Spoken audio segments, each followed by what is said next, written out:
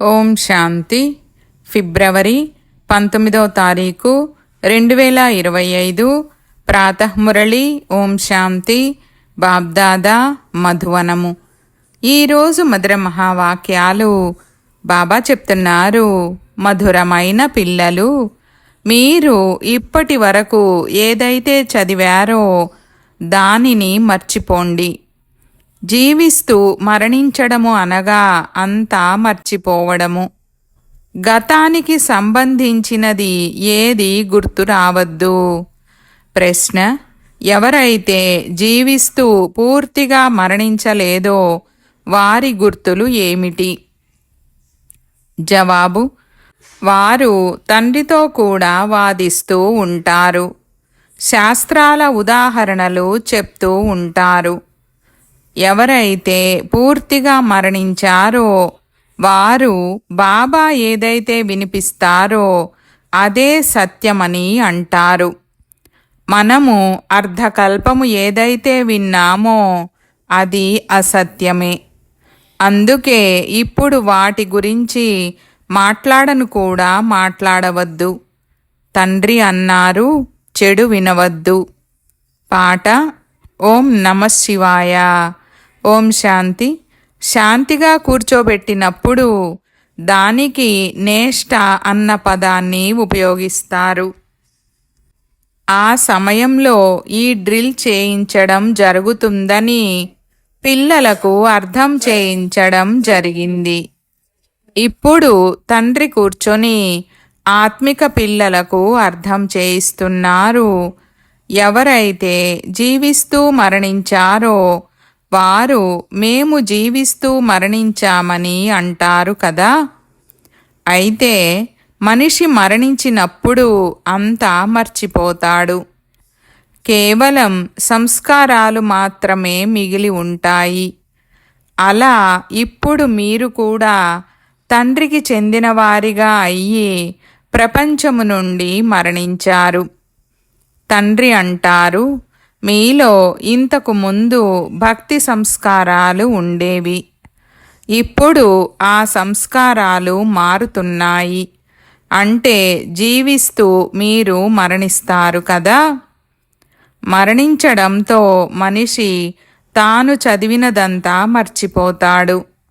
మళ్ళీ మరుసటి జన్మలో కొత్తగా అంతా చదవవలసి ఉంటుంది. తండ్రి కూడా అంటారు, మీరు ఇంతవరకు ఏదైతే చదివి ఉన్నారో దానిని మర్చిపోండి. మీరు తండ్రికి చెందిన వారిగా అయ్యారు కదా. నేను మీకు కొత్త విషయాన్ని వినిపిస్తాను. కావున ఇప్పుడు వేదాలు, శాస్త్రాలు, గ్రంథాలు, జపతపాదులు మొదలైన విషయాలన్నింటినీ మర్చిపోండి. అందుకే చెడు వినవద్దు, చెడు చూడవద్దు అని అన్నారు. ఇది పిల్లలైన మీకోసమే. కొందరు శాస్త్రాలు మొదలైనవి ఎన్నో చదివి ఉంటే పూర్తిగా మరణించకపోతే వారు వ్యర్థముగా వాదిస్తూ ఉంటారు. మరణించినట్లయితే ఇక ఎప్పుడూ వాదించరు. అటువంటి వారు తండ్రి ఏదైతే వినిపించారో అదే సత్యము, మిగిలిన విషయాల గురించి అసలు ఎందుకు మాట్లాడాలి అని అంటారు. తండ్రి అంటారు, వాటి గురించి అసలు మాట్లాడను కూడా మాట్లాడకండి. చెడు వినవద్దు, అసలు ఏమీ వినవద్దని తండ్రి డైరెక్షన్ ఇచ్చారు కదా. మీరు ఇలా చెప్పండి, ఇప్పుడు మేము జ్ఞానసాగరునికి పిల్లలుగా అయ్యాము కనుక భక్తిని ఎందుకు తలుచుకోవాలి? మేము ఒక్క భగవంతుణ్ణే స్మృతి చేస్తాము. తండ్రి చెప్పారు, భక్తి మార్గాన్ని మర్చిపోండి. నేను మీకు సహజమైన విషయాన్ని తెలియజేస్తున్నాను. అదేమిటంటే బీజమునైనా నన్ను స్మృతి చేసినట్లయితే మొత్తము వృక్షమంతా బుద్ధిలోకి తప్పకుండా వచ్చేస్తుంది. మీకు ముఖ్యమైనది గీత. గీతలోనే భగవంతుడు అర్థం చేయించినది ఉంది. ఇప్పుడు ఇవి కొత్త విషయాలు. కొత్త విషయంపై ఎల్లప్పుడూ ఎక్కువ శ్రద్ధ చూపించడం జరుగుతుంది. వాస్తవానికి ఇది చాలా సహజమైన విషయము. అన్నింటికంటే పెద్ద విషయము స్మృతి చేయడము. ఘడియ ఘడియ మన్మనాభవ అని చెప్పవలసి వస్తుంది. తండ్రిని స్మృతి చేయండి. ఇవే అన్నింటికంటే గుహ్యమైన విషయాలు. ఇందులోనే విఘ్నాలు కలుగుతాయి. రోజంతటిలో 2 నిమిషాలు కూడా స్మృతి చేయని పిల్లలు చాలామంది ఉన్నారు. తండ్రికి చెందినవారిగా అయిన తర్వాత కూడా మంచి కర్మలను చేయకపోతే అది తండ్రి ఆజ్ఞను అగౌరవపరిచినట్లు అవుతుంది. ఇక చదవలేకపోతారు. ఆ శక్తి లభించదు. దైహికమైన చదువు ద్వారా కూడా బలము లభిస్తుంది కదా. చదువు సంపాదనకు ఆధారము. చదువు ద్వారా శరీర నిర్వహణ జరుగుతుంది. అది కూడా అల్పకాలము కొరకు. ఎవరైనా చదువుకుంటూ మరణిస్తే ఆ చదువును తమతో పాటు తీసుకువెళ్ళలేరు కదా. మరో జన్మ తీసుకొని మళ్ళీ కొత్తగా చదవవలసి ఉంటుంది. ఇక్కడైతే మీరు ఎంతగా చదువుతారో అంతగా దానిని మీతో పాటు తీసుకువెళ్తారు. ఎందుకంటే మీరు ప్రాలబ్ధాన్ని మరుసటి జన్మలో పొందుతారు. మిగిలినదంతా భక్తి మార్గము. ఏమేమి విషయాలు ఉన్నాయనేది ఎవ్వరికీ తెలీదు. ఆత్మిక తండ్రి కూర్చొని ఆత్మలైన మీకు జ్ఞానాన్ని ఇస్తారు. తండ్రి అయిన పరమాత్మ ఒకేసారి వచ్చి ఆత్మలకు జ్ఞానాన్ని ఇస్తారు. దాంతో విశ్వానికి యజమానులుగా అవుతారు. భక్తి మార్గములో స్వర్గము ఉండదు కదా. ఇప్పుడు మీరు నాథుడికి చెందిన వారిగా అయ్యారు. మాయ ఎన్నోసార్లు పిల్లలను కూడా అనాథలుగా చేసేస్తుంది. చిన్న చిన్న విషయాలలో పరస్పరం కొట్లాడుకుంటారు. తండ్రి స్మృతిలో ఉండకపోతే అనాథలుగా అయినట్లే కదా. అనాథలుగా అయ్యారంటే తప్పకుండా ఏదో ఒక పాపకర్మ చేసేస్తారు. తండ్రి అంటారు, నాకు చెందిన వారిగా అయ్యి నా పేరును అప్రతిష్ట పాలు చేయకండి. ఒకరితో ఒకరు చాలా ప్రేమగా నడుచుకోండి. తప్పుడు మాటలు మాట్లాడకండి. తండ్రి ఇటువంటి అహల్యలను, గూని స్త్రీలను, ఆదివాసీ స్త్రీలను కూడా ఉద్ధరించవలసి ఉంటుంది. ఆదివాసీ స్త్రీ ఇచ్చిన రేగిపళ్లను తిన్నట్లుగా చూపించారు. ఇప్పుడు అటువంటి వారు ఇచ్చిన దానిని ఊరికే అలా తినలేరు కదా. ఆదివాసీ స్త్రీ నుండి ఎప్పుడైతే బ్రాహ్మణిగా అవుతుందో అప్పుడిక ఎందుకు తినరు? అందుకే బ్రహ్మ భోజనానికి మహిమ ఉంది. శివబాబా అయితే తినరు. వారు అభోక్త. ఈ రథం అయితే తింటారు కదా. పిల్లలైన మీరు ఎవరితోనూ వాదించవలసిన అవసరము లేదు. ఎప్పుడూ మిమ్మల్ని మీరు సేఫ్ సైడ్ ఉంచుకోవాలి. 2 మాటలు చెప్పండి. శివబాబా చెప్తున్నారు. శివబాబానే రుద్రుడు అని అంటారు. రుద్రజ్ఞాన యజ్ఞము నుండి వినాశజ్వాల వెలువడింది. కావున రుద్రుడు భగవంతుడు అయినట్లు కదా. శ్రీకృష్ణుడినైతే రుద్రుడు అని అనరు. వినాశనాన్ని కూడా శ్రీకృష్ణుడేమీ చేయించరు. తండ్రే స్థాపన వినాశనము పాలన చేయిస్తారు. స్వయమేమీ చేయరు. లేదంటే దోషం మోపబడుతుంది. వారు చేసేవారు, చేయించేవారు. తండ్రి అంటారు, నేనేమి వినాశనము చేయండి అని చెప్పను. ఇదంతా డ్రామాలో నిశ్చితమై ఉంది. శంకరుడేమైనా చేస్తారా ఏమిటి? ఏమీ చేయరు. శంకరుడి ద్వారా వినాశనము అని కేవలం గాయనము మాత్రమే ఉంది. ఇకపోతే వినాశనమైతే వారు తమంతట తామే చేస్తున్నారు. ఇది అనాదిగా తయారు చేయబడిన డ్రామా. ఇది అర్థం చేయించడం జరుగుతుంది.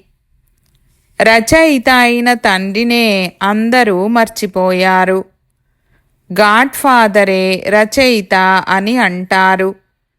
కానీ వారి గురించి తెలియనే తెలియదు. వారు ప్రపంచాన్ని సృష్టిస్తారని భావిస్తారు. తండ్రి అంటారు, నేను సృష్టించను, నేను పరివర్తన చేస్తాను. కలియుగాన్ని సత్యయుగంగా తయారు చేస్తాను. నేను సంగమములో వస్తాను. దీనినే సుప్రీం ఆస్పీషియస్ సర్వశ్రేష్టమైన కళ్యాణకారి యుగమని అంటారు. భగవంతుడు కళ్యాణకారి. వారు అందరి కళ్యాణాన్ని చేస్తారు. కానీ ఎలా మరియు ఏమి కళ్యాణం చేస్తారు? ఇది ఎవ్వరికీ తెలీదు. ఇంగ్లీష్లో లిబరేటర్, గైడ్ అని అంటారు. కానీ దాని అర్థాన్ని అర్థం చేసుకోరు. భక్తి తర్వాత భగవంతుడు లభిస్తారని, సద్గతి లభిస్తుందని అంటారు. సర్వుల సద్గతిని అయితే మనుషులెవ్వరూ చేయలేరు. లేదంటే పరమాత్మను పతిత పావన సర్వుల సద్గతిదాత అని ఎందుకు అంటారు? తండ్రి గురించి ఎవ్వరికీ తెలీదు. అనాథలుగా ఉన్నారు. తండ్రి పట్ల ప్రీతి బుద్ధి లేని వారిగా ఉన్నారు. ఇప్పుడు తండ్రి ఏం చేయగలరు? తండ్రి అయితే స్వయం యజమాని. వారి శివజయంతిని కూడా భారత్లో జరుపుకుంటారు. తండ్రి అంటారు, నేను భక్తులకు ఫలాన్ని ఇవ్వడానికి వస్తాను. రావడం కూడా భారత్లోనే వస్తాను. మరి రావడం కోసం నాకు శరీరమైతే తప్పకుండా కావాలి కదా. ప్రేరణ ద్వారా ఏమీ జరగదు కదా. వీరిలోకి ప్రవేశించి వీరి నోటి ద్వారా మీకు జ్ఞానాన్ని ఇస్తాను. ఇది గోముఖానికి సంబంధించిన విషయము కాదు. ఇది వీరి నోటికి సంబంధించిన విషయము. నోరు అంటే మనుషుల నోరు కావాలి, అంతేగాని జంతువులది కాదు. ఈ మాత్రం కూడా బుద్ధి పనిచేయదు. ఇంకొక వైపు భగీరథుణ్ణి కూడా చూపిస్తారు. అతను ఎప్పుడు వస్తారు మరియు ఎలా వస్తారు అనేది కొద్దిగా కూడా ఎవరికీ తెలీదు. కావున తండ్రి కూర్చొని పిల్లలకు అర్థం చేయిస్తారు. మీరు మరణించారు కావున భక్తి మార్గాన్ని పూర్తిగా మర్చిపోండి. శివ భగవాను వాచ, నన్ను స్మృతి చేసినట్లయితే వికర్మలు వినాశనమైపోతాయి. నేనే పతిత పావనుడను. మీరు పవిత్రంగా అయిపోతే ఇక అందరినీ తీసుకువెళ్తాను. ఇంటింటికి సందేశాన్ని అందించండి. తండ్రి అంటారు, నన్ను స్మృతి చేసినట్లయితే వికర్మలు వినాశనం అవుతాయి. మీరు పవిత్రంగా అయిపోతారు. వినాశనము ఎదురుగా నిలబడి ఉంది. ఓ పతిత పావన, రండి, పతితులను పావనంగా చేయండి, రామరాజ్యాన్ని స్థాపన చేయండి, రావణ రాజ్యము నుండి ముక్తులుగా చేయండని మీరు పిలుస్తారు కూడా. వారంతా ఎవరికోసం వారు ప్రయత్నం చేస్తూ ఉంటారు. కానీ తండ్రి అంటారు, నేను వచ్చి అందరికీ ముక్తిని ఇస్తాను. అందరూ పంచవికారాల రూపీ రావణుడి జైలులో పడి ఉన్నారు. నేను సర్వుల సద్గతిని చేస్తాను. నన్ను దుఃఖహర్త, సుఖకర్త అని కూడా అంటారు. రామరాజ్యం అనేది తప్పకుండా కొత్త ప్రపంచంలో ఉంటుంది. పాండవులైన మీది ఇప్పుడు ప్రీతి బుద్ధి. కొందరిదైతే వెంటనే ప్రీతి బుద్ధిగా తయారవుతుంది. కొందరికేమో మెల్లమెల్లగా ప్రీతి జోడించబడుతుంది. కొందరు మేము సర్వస్వాన్ని తండ్రికి సమర్పిస్తామని అంటారు. ఒక్కరు తప్ప ఇంకెవ్వరూ లేనే లేరు. అందరికీ ఆధారము ఒక్క భగవంతుడే. ఇది ఎంత సహజాతి సహజమైన విషయము. తండ్రిని స్మృతి చేయండి మరియు చక్రాన్ని స్మృతి చేయండి. తద్వారా చక్రవర్తి, రాజు, రాణులుగా అవుతారు. ఈ స్కూల్ ఉన్నదే విశ్వానికి యజమానులుగా తయారయ్యేందుకు. అందుకే చక్రవర్తి, రాజు అన్న పేరు ఏర్పడింది. చక్రాన్ని తెలుసుకోవడము ద్వారా చక్రవర్తిగా అవుతారు. ఇది తండ్రే అర్థం చేయిస్తారు. ఇకపోతే ఏమీ వాదించకూడదు. భక్తి మార్గపు విషయాలన్నింటినీ వదిలేయండని చెప్పండి. తండ్రి అంటారు, కేవలం నన్నొక్కరినే స్మృతి చేయండి. ఇదే ముఖ్యమైన విషయము. తీవ్ర పురుషార్థులు ఎవరైతే ఉంటారో వారు చాలా తీవ్రముగా చదువులో నిమగ్నమైపోతారు. ఎవరికైతే చదువు పట్ల అభిరుచి ఉంటుందో వారు ఉదయాన్నే లేచి చదువుకుంటారు. భక్తి చేసేవారు కూడా ఉదయాన్నే లేస్తారు.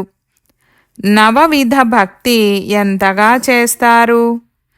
తల నరుక్కునేందుకు సిద్ధమైనప్పుడు సాక్షాత్కారము కలుగుతుంది. కానీ ఇక్కడైతే ఈ సాక్షాత్కారాలు కూడా నష్టదాయకమని తండ్రి అంటారు. సాక్షాత్కారాలలోకి వెళ్ళినట్లయితే చదువు మరియు యోగము రెండు ఆగిపోతాయి. సమయము వృధా అవుతుంది. అందుకే ధ్యానము మొదలైన వాటి పట్ల అభిరుచిని అసలు ఉంచుకోకూడదు. ఇది కూడా పెద్ద జబ్బు. దీని ద్వారా మాయ ప్రవేశిస్తుంది. యుద్ధాలు జరిగే సమయంలో సమాచారము వినిపించేటప్పుడు దానిని ఎవ్వరూ వినలేకుండా మధ్యలో తరంగాలను డిస్టర్బ్ చేసేస్తారు. అలాగే మాయ కూడా ఎంతో మందికి విఘ్నాలను కలిగిస్తుంది. తండ్రిని స్మృతి చేయనివ్వదు. ఇతని భాగ్యములో విఘ్నాలే ఉన్నాయని భావించడం జరుగుతుంది. మాయ ఏమీ ప్రవేశించలేదు కదా, నియమ విరుద్ధంగా అయితే ఏమీ చెప్పడం లేదు కదా అని చూడటం జరుగుతుంది. అలా జరిగితే బాబా సాక్షాత్కారము నుండి క్రిందికి దింపేస్తారు.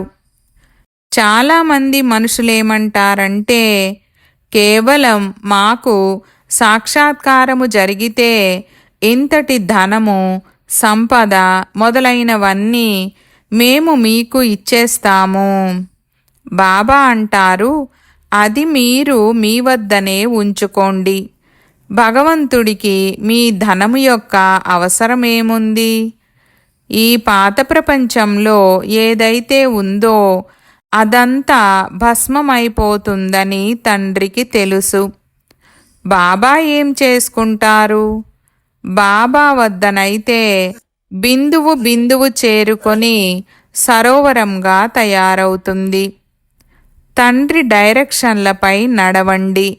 హాస్పిటల్ మరియు యూనివర్సిటీని తెరవండి. అక్కడకు ఎవరైనా వచ్చి విశ్వానికి యజమానులుగా అవ్వగలగాలి. 3 అడుగుల భూమిపై కూర్చొని మీరు మనుషులను నరుడి నుండి నారాయణుడిగా తయారు చెయ్యాలి. కానీ 3 అడుగుల భూమి కూడా లభించదు. తండ్రి అంటారు, నేను మీకు సర్వ వేద శాస్త్రాల సారాన్ని తెలియజేస్తాను. ఈ శాస్త్రాలన్నీ భక్తి మార్గానికి చెందినవి. బాబా ఏమీ నిందించరు. ఈ ఆట తయారై ఉంది కదా, కేవలం అర్థం చేయించేందుకే అలా చెప్పడం జరుగుతుంది. వాస్తవానికి ఇది ఆటే కదా. ఆటను మనం నిందించలేము. మనము జ్ఞానసూర్యుడు, జ్ఞానచంద్రుడు అని అంటాము. దానికి వారు ఆ చంద్రుడు మొదలైన వాటిలోకి వెళ్ళి వెతుకుతారు. అక్కడేమైనా రాజ్యము ఉందా? జపాన్ వారు సూర్యుణ్ణి నమ్ముతారు. మనము సూర్యవంశీ అని అంటాము. దానికి వారు సూర్యుణ్ణి పూజిస్తారు. సూర్యుడికి నీరు సమర్పిస్తారు. బాబా పిల్లలకు అర్థం చేయించారు, ఏ విషయంలోనూ ఎక్కువగా వాదించకూడదు. ఒకే విషయము వినిపించండి. తండ్రి అంటారు, నన్నొక్కరినే స్మృతి చేసినట్లయితే పావనంగా అవుతారు. ఇప్పుడు రావణ రాజ్యంలో అందరూ పతితులుగా ఉన్నారు. కానీ ఎవ్వరూ తమను తాము పతితులుగా భావించరు. పిల్లలు, మీకు ఒక నేత్రములో శాంతిధామము, ఒక నేత్రములో సుఖధామము ఉండాలి. ఇక ఈ దుఃఖధామాన్ని మర్చిపోండి. మీరు చైతన్యమైన లైట్ హౌస్లు. భారత్ ద లైట్ హౌస్ అని ప్రదర్శనలో కూడా పేరు పెట్టారు. కానీ వారేమీ దానిని అర్థం చేసుకోరు. మీరిప్పుడు లైట్ హౌసులు కదా. పోర్టులో లైట్ హౌస్ స్టీమర్కు దారి చూపిస్తుంది. మీరు కూడా అందరికీ ముక్తి మరియు జీవన్ముక్తి ధామాలకు దారిని చూపిస్తారు. ఎవరైనా ప్రదర్శనీకి వచ్చినప్పుడు ప్రేమగా చెప్పండి, గాడ్ ఫాదర్ అయితే అందరికీ ఒక్కరే కదా. గాడ్ ఫాదర్ లేక పరమపిత నన్ను స్మృతి చేయండని చెప్తున్నారంటే మరి తప్పకుండా నోటి ద్వారానే చెప్తారు కదా. బ్రహ్మ ద్వారా స్థాపన. బ్రాహ్మణీలమైన మనమందరము బ్రహ్మముఖ వంశావళి. బ్రాహ్మణులైన మీకు బ్రాహ్మణ దేవతాయ నమః అని ఆ బ్రాహ్మణులు కూడా మహిమను పాడతారు. ఉన్నతోన్నతమైన వారు ఆ ఒక్క తండ్రి మాత్రమే. వారంటారు, నేను మీకు ఉన్నతోన్నతమైన రాజయోగాన్ని నేర్పిస్తాను. దాని ద్వారా మీరు పూర్తి విశ్వానికి యజమానులుగా అవుతారు. ఆ రాజ్యాన్ని మీ నుండి ఎవ్వరూ దోచుకోలేరు. విశ్వముపై భారత్ యొక్క రాజ్యము ఉండేది. భారత్కు ఎంత మహిమ ఉంది. మనము శ్రీమతముపై ఈ రాజ్యాన్ని స్థాపన చేస్తున్నామని ఇప్పుడు మీకు తెలుసు. अच्छा, मीठे मीठे सिकीलधे बच्चों प्रति मात पिता बाप दादा का याद प्यार और गुड मॉर्निंग. रूहानी बाप की रूहानी बच्चों को नमस्ते. हम रूहानी बच्चों की रूहानी बाप दादा को याद प्यार, गुड मॉर्निंग, और నమస్తే నమస్తే బాబా నమస్తే. ధారణ కొరకు ముఖ్య సారము. 1వ పాయింట్, తీవ్ర పురుషార్థులుగా అయ్యేందుకు చదువుపై అభిరుచిని ఉంచుకోవాలి. ఉదయమే లేచి చదువును చదువుకోవాలి. సాక్షాత్కారాల ఆశను పెట్టుకోకూడదు.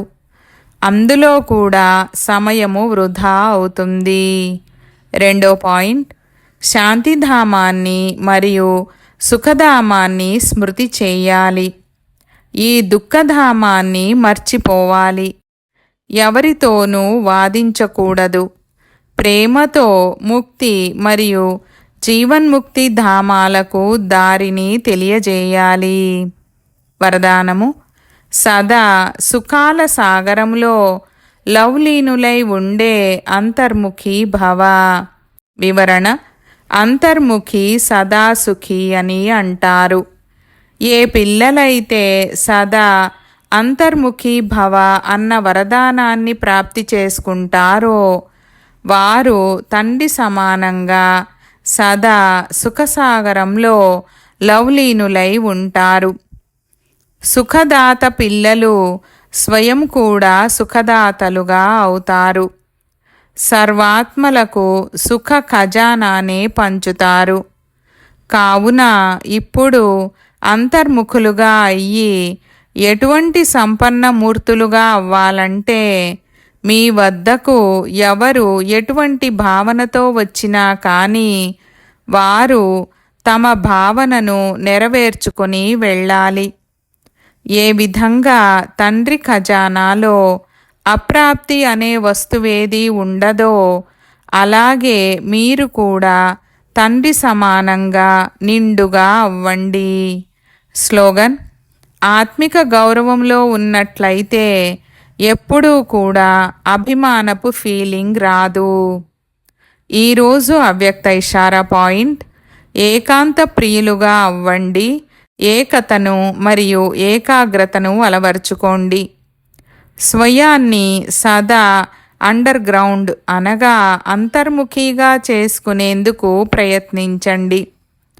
అండర్ గ్రౌండ్లో కూడా అన్ని కార్యవ్యవహారాలు జరుగుతాయి. అలాగే అంతర్ముఖులుగా అయి కూడా కార్యాలను చెయ్యగలరు. అంతర్ముఖులుగా అయ్యి కార్యాన్ని చెయ్యడం ద్వారా ఒకటేమో విఘ్నాల నుండి రక్షణ లభిస్తుంది, రెండవది సమయము మిగులుతుంది, మూడవది సంకల్పాలు రక్షింపబడతాయి అనగా పొదుపు అవుతాయి. ఏకాంతవాసులుగా కూడా ఉండాలి. దానితో పాటు రమణీకత కూడా అంతగానే ఉండాలి. ఓం శాంతి.